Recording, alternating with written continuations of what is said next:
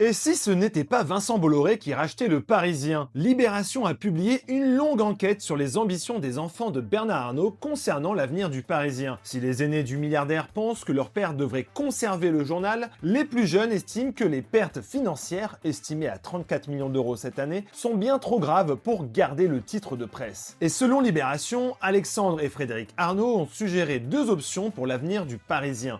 La première serait de refaire un plan social, mais cette fois-ci bien plus drastique, qui viserait à diviser par deux les effectifs pour les passer de 400 à 200 afin de réduire par 5 les pertes du journal. Et la deuxième option est celle que l'on entend depuis plusieurs mois, la vente du Parisien. Et si en effet le nom de Vincent Bolloré se répète pour reprendre le quotidien, l'entourage de Bernard Arnault est conscient du risque d'abîmer son image en cédant le Parisien au milliardaire breton, un paramètre à ne pas négliger dans l'univers de LVMH. C'est d'ailleurs pour ça que, selon Libération, aucun des héritiers Arnault ne montre une envie forte de lui vendre le journal. Mais dans l'hypothèse d'une cession, selon Libération, Frédéric et Alexandre Arnault ont proposé à leur père d'organiser un appel d'offres pour la vente du quotidien. Et c'est là qu'une liste de nouveaux milliardaires fait son apparition. On retrouverait alors Rodolphe Saadé, qui détient déjà BFM TV, RMC, La Provence et la plateforme Brut, mais aussi l'homme d'affaires Daniel Kretinsky, à la tête de Marianne, Franc-Tireur et la chaîne T18. Xavier Niel serait également intéressé pour une reprise,